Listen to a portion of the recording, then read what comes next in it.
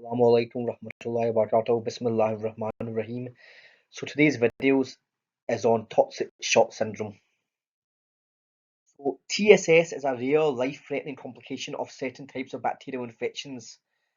So this often results from toxins produced by a microorganism called Staphylococcus aureus, but the condition can also be caused by toxins produced by another microorganism called group A Streptococcus bacteria. Toxic shock syndrome can affect anyone, including men, children, and postmenopausal women. Risk factors for this include skin wounds, surgery, and use of tampons and other devices such as menstrual cups, contraceptive sponges, or diaphragms.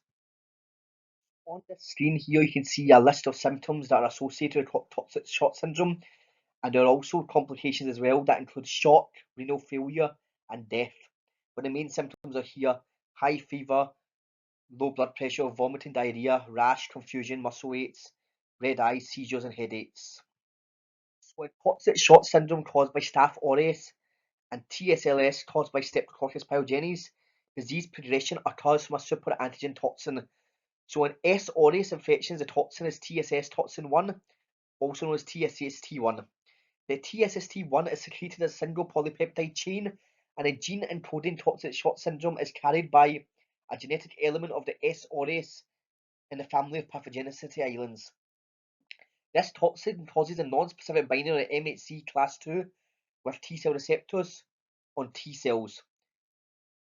During normal antigen recognition, antigen is taken up by antigen-presenting cells, processed and expressed on the cell surface in complex with MHC in a groove formed by the alpha and beta chains of class MHC2.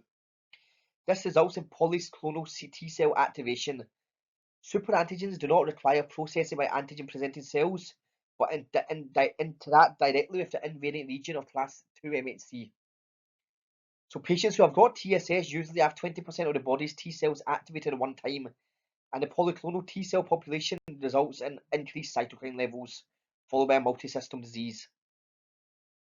For diagnosis of toxic shock syndrome, there is no single test that can occur, but there are blood and urine samples to test for the presence of a Staphylococcus aureus infection or a Streptococcus pyogenes infection.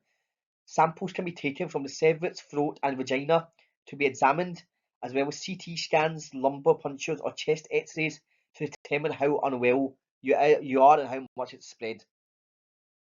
If you do end up with toxic shock syndrome, you'll end up being hospitalised. There's no other way out of that. During your hospital stay, you'll be treated with antibiotics while doctors examine the infection source. You will get medication to stabilise your blood pressure if it's low, and you will get fluids to treat dehydration, intravenous fluids. And also, you will also be monitored for other signs and symptoms. The toxins produced by the staph or strep bacteria can result in accompanying hypotension, can result in kidney failure. If your kidneys do fail, you may need dialysis. So example of medicines that you can use to treat toxic shock syndrome include cephalosporins, penicillins, or vancomycin. So by adding clindamycin or gentamicin, this can reduce the toxin production and mortality. But as I said before, there are complications to this, so it's very important if you do get these symptoms and you're feeling very, very unwell to get to the hospital. And because if one of the major, as I said before, one of the major complications is your kidneys end up failing and you could end up needing dialysis. So that's the end of today's video. Hope you've had fun listening to this. Thank you. Bye bye.